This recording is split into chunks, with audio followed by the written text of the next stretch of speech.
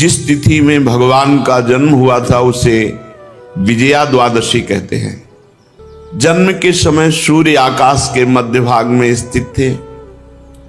भगवान के अवतार के समय शंख, ढोल, मृदंग, ढफ, नगाड़े आदि बाजे बजने लगे। पक्षी, मुख्य मुख्य नागगण और देवताओं के अनुचर ये नाचने गाने एवं भूरी भूरी प्रशंसा करने लगे।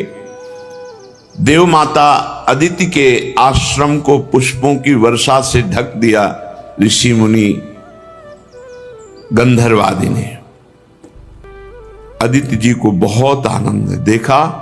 परम पुरुष परमात्मा सर्वाश्चर्य में स्वरूप धारण किए हुए विराजमान है। कश्यप जी भी भगवान को अपनी योग माया से शरीर धारण किए हुए देख विस्मित हो गए और कहने लगे, जय हो विश्वात्मा, आपकी जय हो। उन्होंने जो परम कांत में आभूषण एवं आयुधों से युक्त शरीर ग्रहण किया था, वो देखते देखते अंतर्ध्यान हो गया और भगवान वामन ब्रह्मचारी का रूप धारण कर लिया। ठीक वैसे ही जैसे कोई नट अपना वेश बदल ले, क्योंकि नट नागर अद्भुत लीला विहारी भगवान हैं। भगवान को वामन ब्रह्मचारी के रूप में देखकर महर्षियों को बड़ा आनंद हुआ।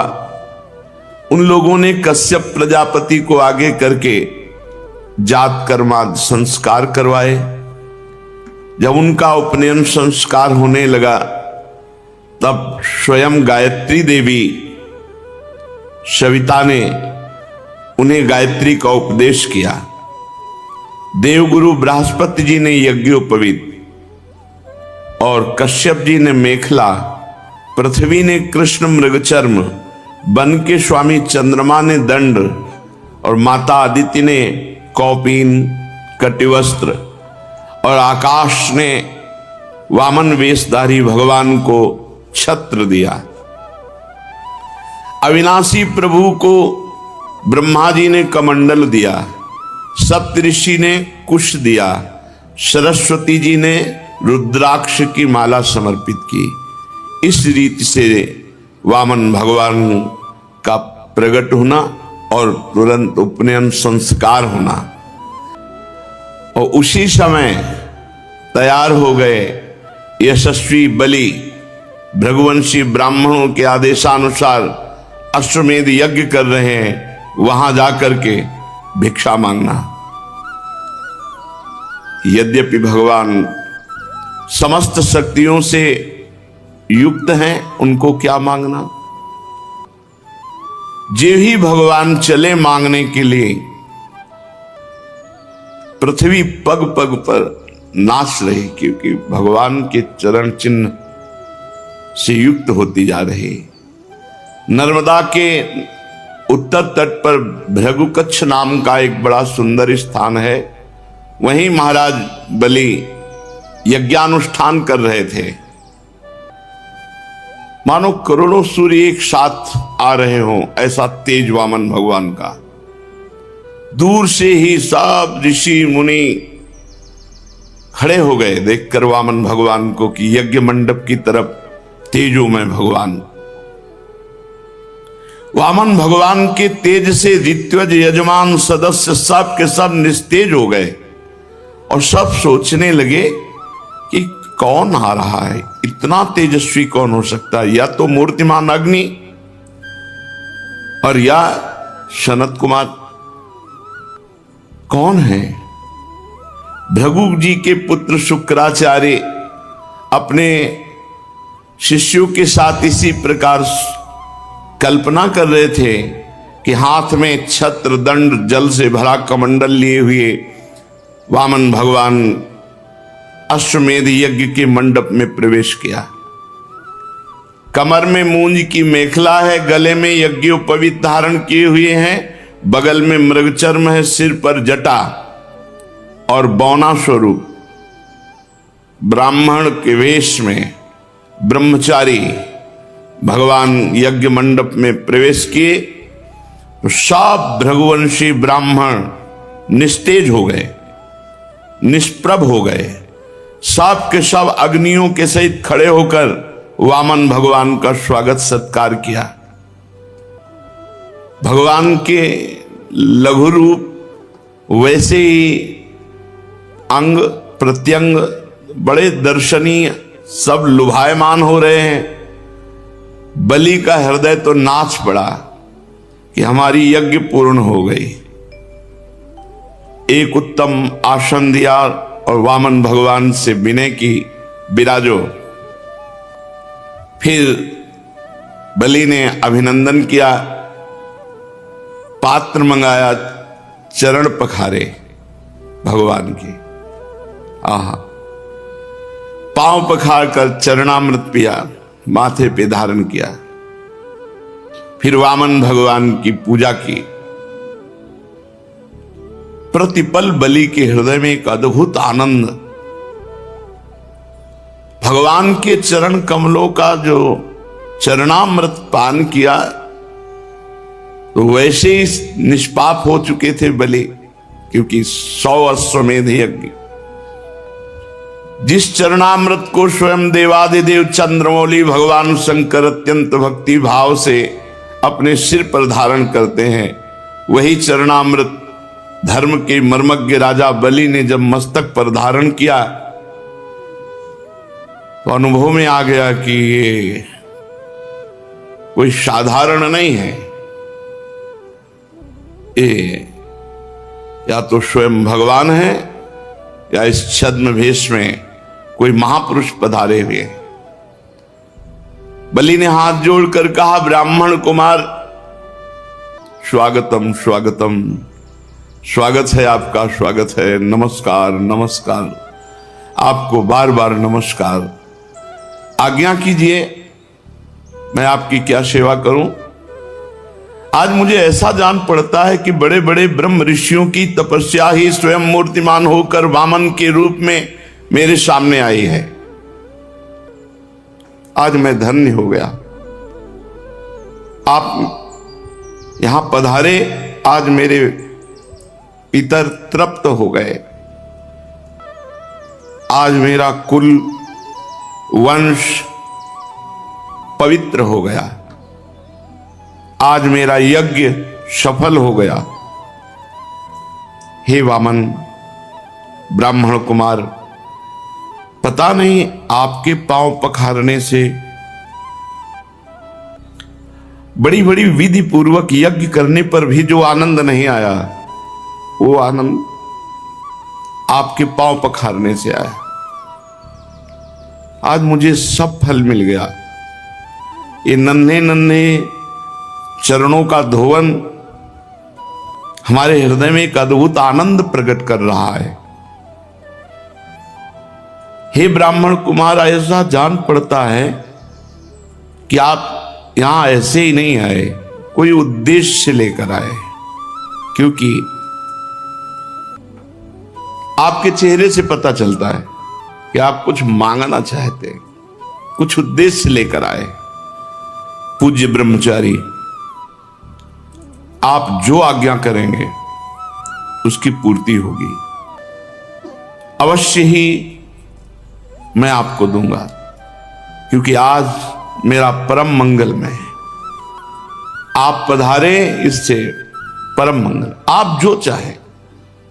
राजा बलि के वचन धर्म भाव से भरे, बड़े मधुर थे। उन्हें सुनकर भगवान वामन प्रसन्न मुद्रा में अभिनंदन करते हुए कहा, राजन, आपने जो कहा कि ये वस्तुएं, तो ये आपके कुल परंपरा के अनुरूप है, धर्म भाव से परिपूर्ण है, यश को बढ़ाने वाला है। ऐसा कभी तुम्हारे वंश में नहीं हुआ जिससे मांगा गया हो और वो देने में पीछे हट गया हो। एक बार किसी को देने की प्रतिज्ञा करके मुकर गया हो, ऐसा तुम्हारे वंश में नहीं है। आपको पता होगा महाराज, आपके कुल में ही हिरणाक्ष जैसा वीर का जन्म हुआ। वो वीर जब हाथ में गदा लेकर अकेला दिग्विजय के लिए निकला तो सारी पृथ्वी में उसका कोई जोड़ नहीं मिला। तब भगवान श्री हरि जल में से पृथ्वी का उद्धार करने गए थे तो सामने देखा कि हिरणाक्ष गदा लिए हुए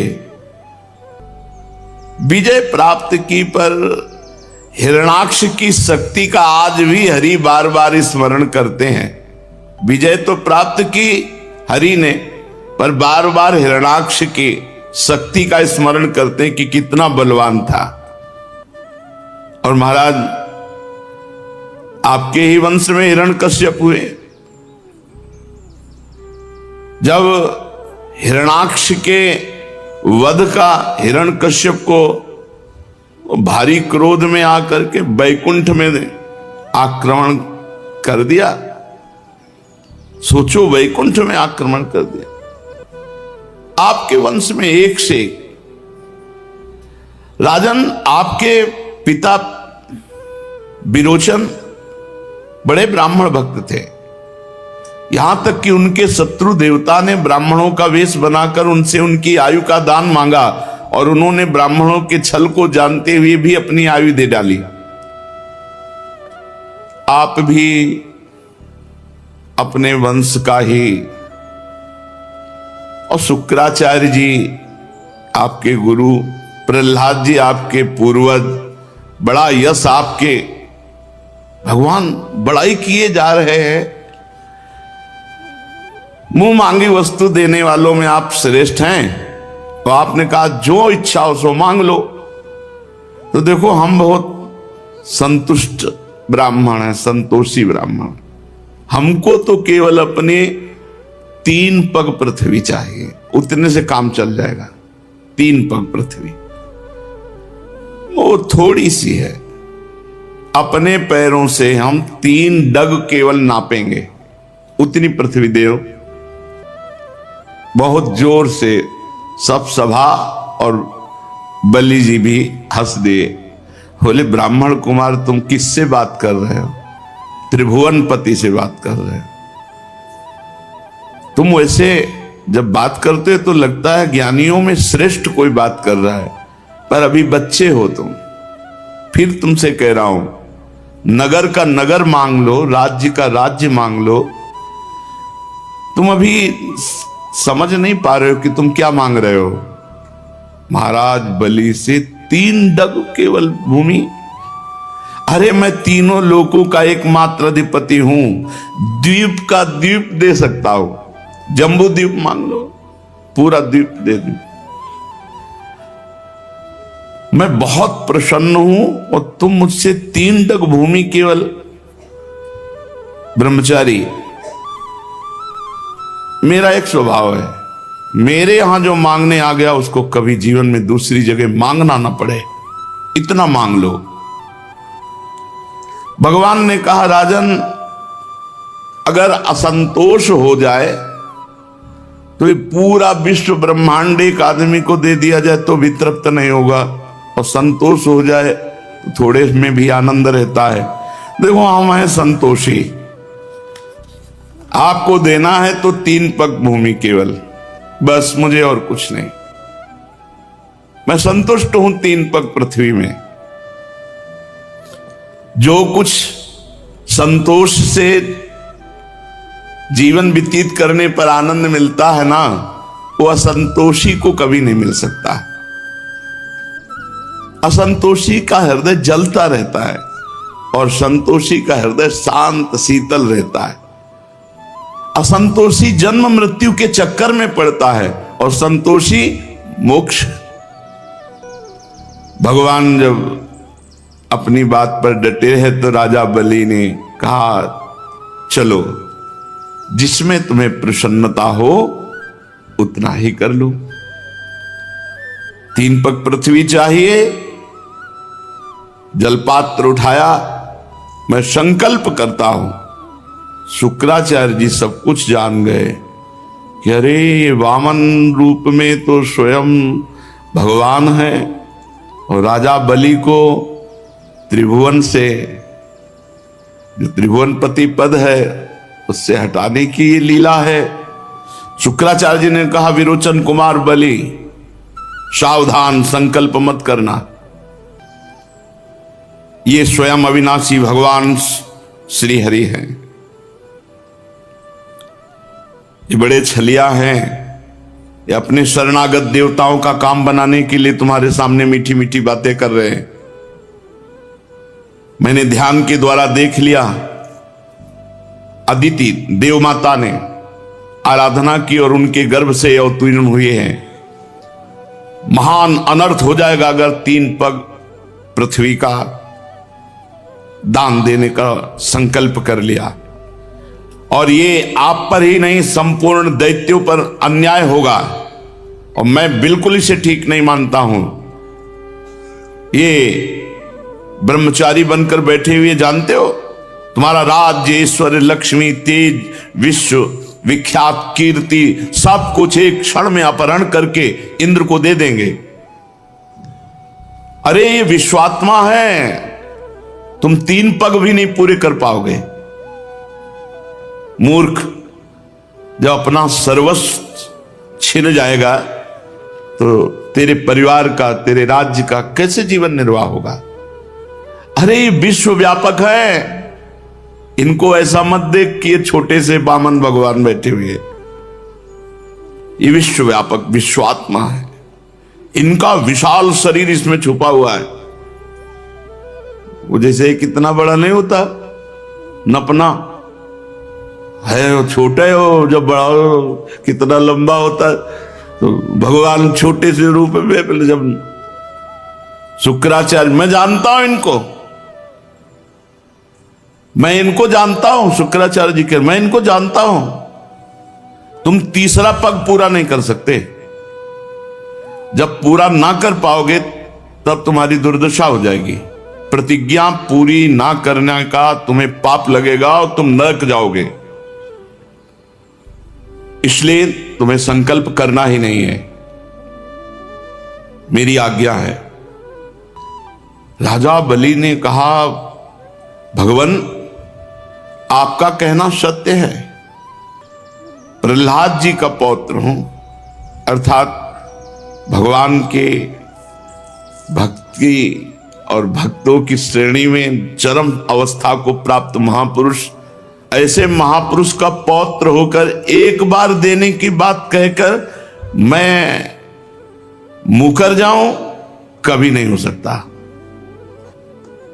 इससे बढ़कर के कोई पाप नहीं हो सकता मेरे लिए कि वामन ब्रह्मचारी हमारे यहां मांगने आए और मैं अपने सुख के लिए कह दूं कि नहीं नहीं, अब मैं झूठ बोल जाऊं कि अब आपको नहीं दे पाऊंगा पृथ्वी। फिर आप जैसे ब्रह्मवेत्ता पुरुष, इन परम तेजस्वी ब्रह्मचारी जो हम पात्र हैं, इनकी अभिलाषा पूर्ण करने में आप कह रहे हैं कि ना कह दो। और आपने संकेत किया कि वरदानी भगवान श्री हरि हैं,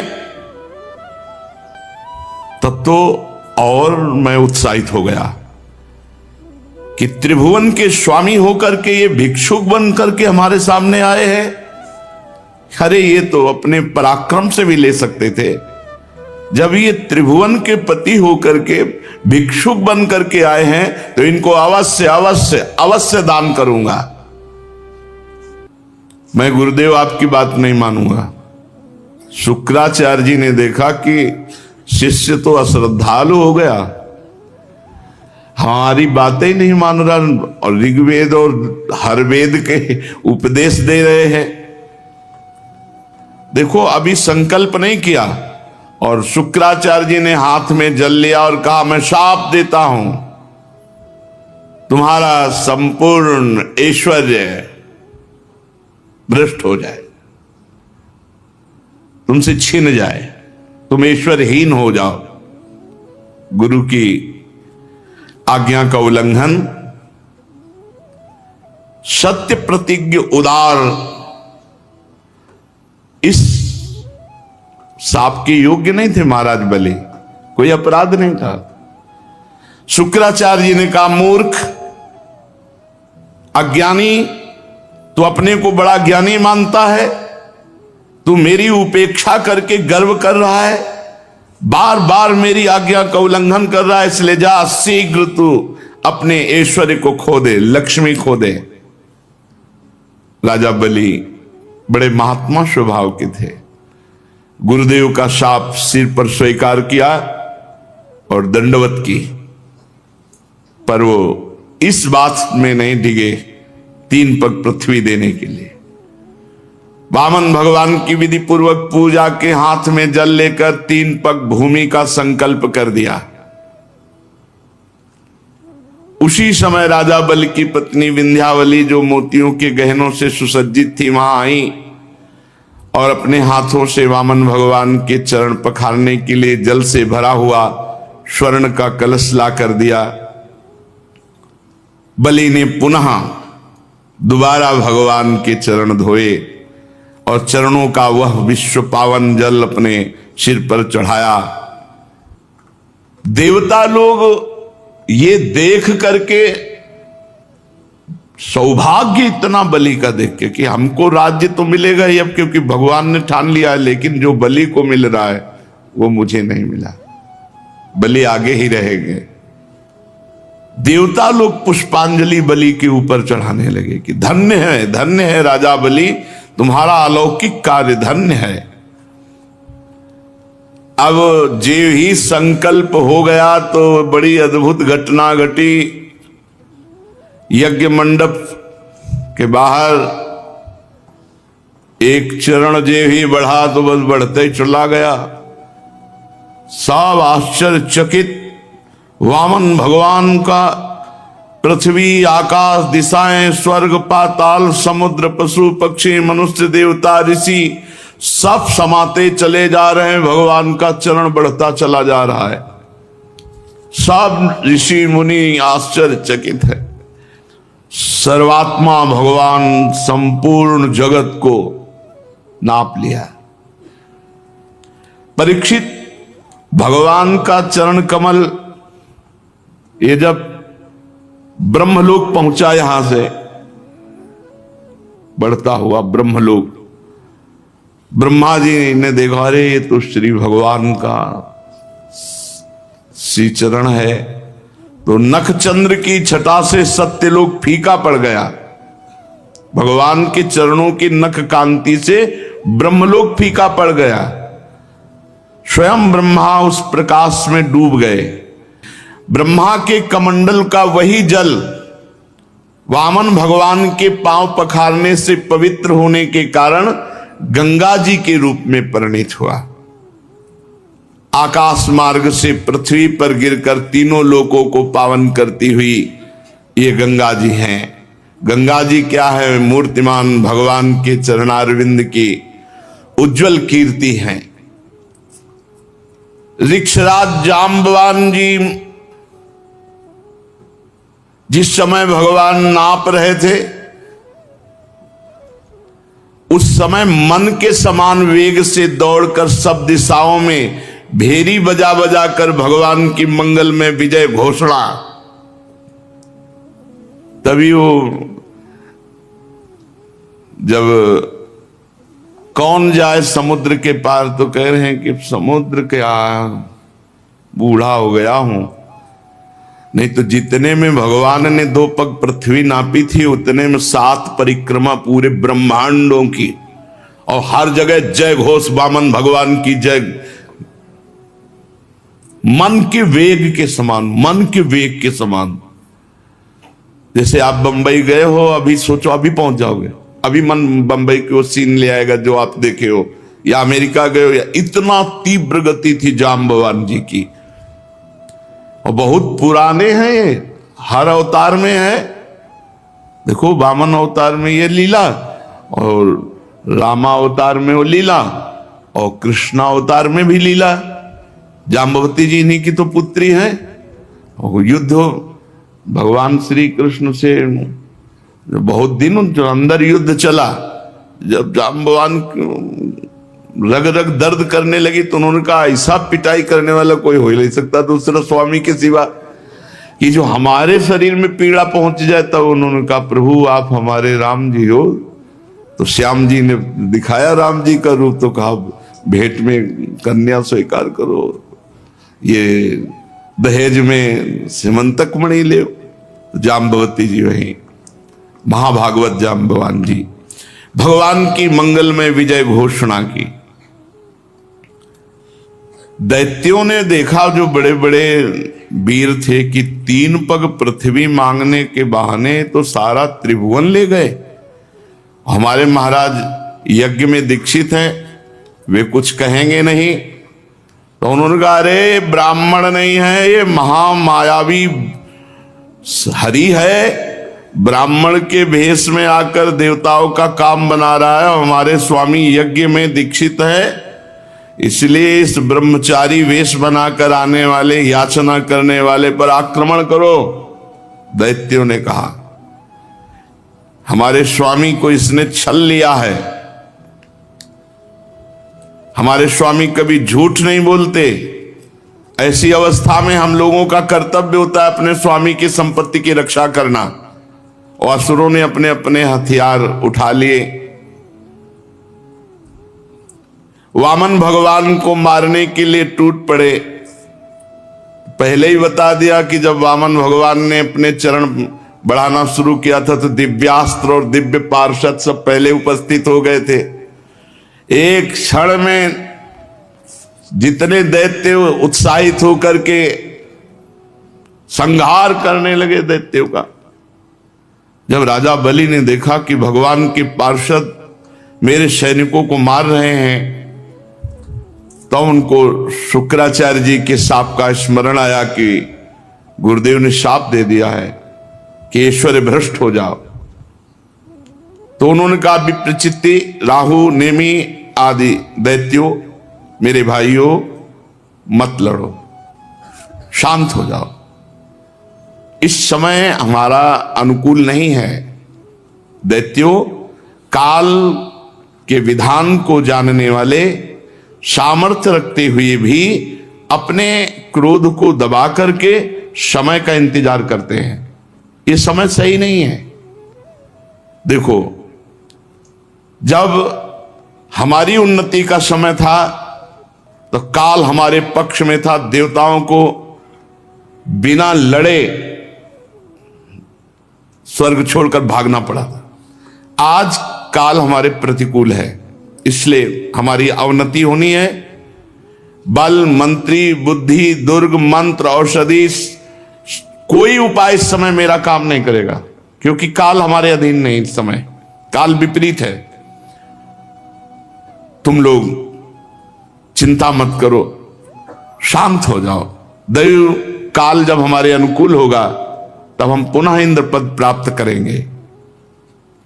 परीक्षित अपने स्वामी बलि की बात सुनकर भगवान के पार्षद विजयश्री और दानो भाग गए। भगवान ने पक्षीराज गरुण से कहा कि बांधो इस बलि को, वरुण पास में बांध दो। ये बहुत कष्टप्रद पास होता है, प्रतिपल प्राणों को कष्ट देता है। बांध दिया गया, वरुण पास में बलि को बांध दिया। वैसे बिल्कुल विचित्र लीला है इनकी। देखो, जब केवल इनको कोई पकड़ना चाहता है कि मुझे केवल भगवान चाहिए, तब ये बात बहुत हिम्मत करके चलना है। केवल भगवान के लिए बहुत हिम्मत करनी है। गुरु ने मना किया, बलि ने नहीं माना, भगवान को दे दिया, तो प्रशंसनीय। भगवान ने यहां प्रशंसा नहीं की, कहा बांधो इसको। गरुण जी को आदेश किया, तुरंत वरुण पास में बांध दिया। अब तो आकाश में समस्त दिशाओं में कि गलत है, गलत है,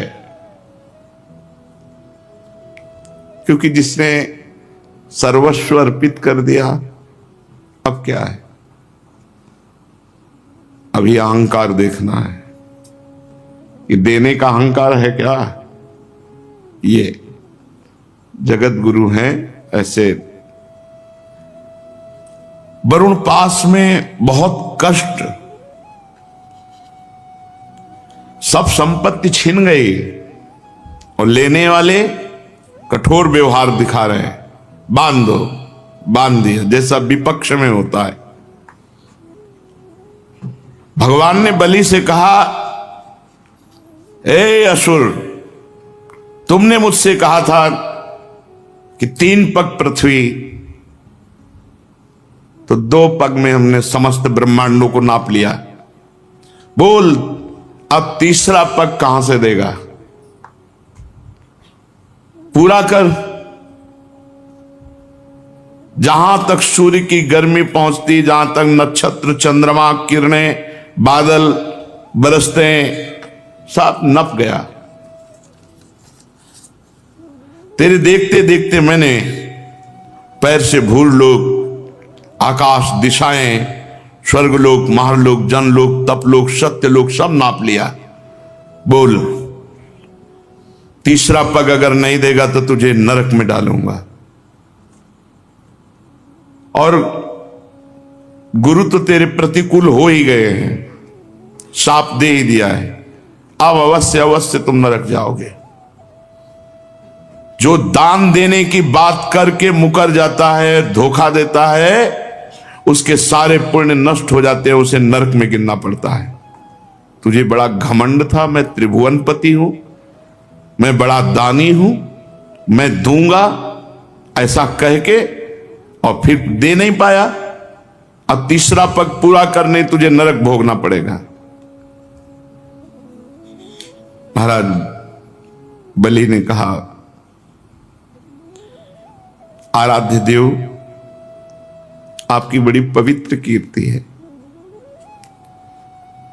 तो क्या आपने ये समझा कि मैं झूठ बोल रहा था कि तीसरा पग, 3 पग पृथ्वी नहीं दे पाऊंगा? ऐसा नहीं है, मैं आपको सत्य बोल रहा हूं और सत्य दिखाऊंगा। आप धोखे में नहीं हैं। 2 पग से हमारी संपत्ति नापी, अब तीसरा पग से मुझे नापो, क्योंकि मैं संपत्ति से अलग हूं, मैं संपत्तिवान था।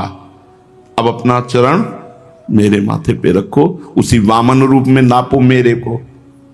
1 पग मैं हूं, क्योंकि भगवान वामन रूप में। मैं झूठ नहीं बोला था, और ये भी नहीं कह रहे कि आपने छल किया है। आपकी पवित्र कीर्ति है। आप मेरी बात को असत्य समझते हैं, ऐसा नहीं, मैं उसे सत्य कर दिखाता हूं। आपको धोखे में नहीं डाला। आप कृपा करके तीसरे पग को मेरे मस्तक पर धार, और ये नरक में जाने का भय किसी और को दिखाओ, हमें नहीं। देखो, ये भक्त का हृदय होता है। आप मुस्कुरा रहे हो ना, मुझे दुख भरे पास में बांध करके, मुझे कोई दुख नहीं इससे। आप ऐसा दिखा रहे हो ना कि मेरे पास अब फूटी कौड़ी भी नहीं बची है, गुरु भी विपरीत है, और आप भी मुझे दंड दे रहे हैं, इस पर मुझे बिल्कुल कोई भय नहीं है। मैं डरता हूं तो केवल इस बात से कि मुझसे कोई त्रुटि ना हो जाए, अपराध ना बन जाए। अपने पूजनीय गुरुजनों के द्वारा जो दंड दिया जाता है वो तो पावन करने वाला होता है, और मैं ऐसा दंड चाहता हूं, क्योंकि ऐसा दंड ना माता पिता भाई बंधु नहीं दे सकते, वो तो गुरुजन ही दे सकते हैं। प्रभु, आप छिपे रूप से अवश्य ही हमें श्रेष्ठ शिक्षा दी है। आप हमारे परम गुरु हैं। मुझे ये धमकी मत दो कि नरक, ऐसी महिमा आपकी, ऐसी लीला आपकी, वो आप मुझे दंड दे रहे हैं, वरुण पास से बांध रहे हैं। प्रभु, इसमें ना मुझे कोई लज्जा है, ना मुझे कोई व्यथा है, ना मुझे कोई दुख है। फिर कहता हूं मैं प्रहलाद जी का पौत्र हूं। कितना कष्ट दिया गया प्रहलाद जी को, लेकिन अपनी निष्ठा से विचलित नहीं हुए। यही है भक्ति का स्वरूप, यही है कि स्वयं हम जिसकी भक्ति कर रहे हैं वही हमारे विपरीत अगर लीला करने लगे तो भी हमें उनको नहीं छोड़ना। ये बड़ी परिपक्व अवस्था भक्ति की होनी चाहिए। देखो सब कुछ समर्पित है, अब आपके सिवा कोई है नहीं, और आप ही विपरीत हो, गुरु भी विपरीत हो गए, सब विपरीत हो गए, तो आप कम से कम आप तो विपरीत ना होइए। लेकिन आखिरी हद की बात है कि आप भी विपरीतता दिखा रहे हो, कह रहे हैं तुझे पक्का नरक मिलेगा, और गरुड़ जी से कह के वरुण पास में बंधवा दिया, और कहां तीसरा पग पूरा करेगा, बड़ा दानी बनता है। ऐसा ये जैसे जादूगर की हर चाल को जमूरा जानता है, ऐसे ही भगवान की भक्ति में इतनी सामर्थ्य है कि भगवान की हर चाल को पहले ही भक्त के अंदर भक्ति समझा देती कि ऐसे से ऐसे चलना है। इसीलिए भक्ताधीन भगवान को कहा गया है। भक्ति के भाव में भरकर भगवान अजित को जीत ले, वो भक्ति है। इसलिए भगवान की भक्ति में इतनी सामर्थ्य है कि जो न योगी न तपस्वी न ज्ञानी कभी भगवान को अधीन कर नहीं पाए, वो भक्तों के पीछे डोले हैं। प्रभु हिरण्यकश्यप के वंश का हूं, तो आप बाह्य दृष्टि से तो हमारे साथ शत्रुता का व्यवहार दिखा सकते हो, अंतर्दृष्टि से नहीं। दोनों बातें सामने रखते हैं। प्रहलाद जी का पौत्र हूं, मतलब भक्ति की कसौटी में आप कितना भी कस लो हमें फेल नहीं कर सकते। और ये जो बाहर लीला कर रहे हो गलत है नहीं, क्योंकि हिरण्यकश्यप हमारे ही पितर है, तो आपसे द्रोह करते थे, तो आप द्रोह की लीला हमसे करोगे, कर लो। पर अंतर्दृष्टि से देखो, आप बलि ऐसा बोल ही रहे थे, मुख में भगवान नाम, आंखों में अश्रु, प्रहलाद जी पधारे। राजा बलि ने देखा कि मेरे पितामह बड़े तेज संपन्न और मुस्कुरा रहे हैं, कमल के समान कोमल नेत्रों से अश्रुबिंदु टपक रहे हैं। वरुण पास में बलि बंधे हुए, इसलिए जैसा प्रहलाद जी के आने पर आदर करते थे वैसा नहीं कर पाए, केवल नेत्रों से। प्रहलाद जी ने देखा भक्तवत्सल भगवान वहां विराजमान है, सुनंद नंदादि पार्षद सेवा कर रहे हैं। प्रहलाद जी तो वैसे ही पुलकित सुप्रवाह, लेकिन जब देखा कि बलि जी पर इतनी कृपा, तो साष्टांग भगवान के चरणों में लौट गए, और फिर जो भगवान से वार्ता हुई वो आगे शिष्य आगे। श्री राधा वल्लभ लाल।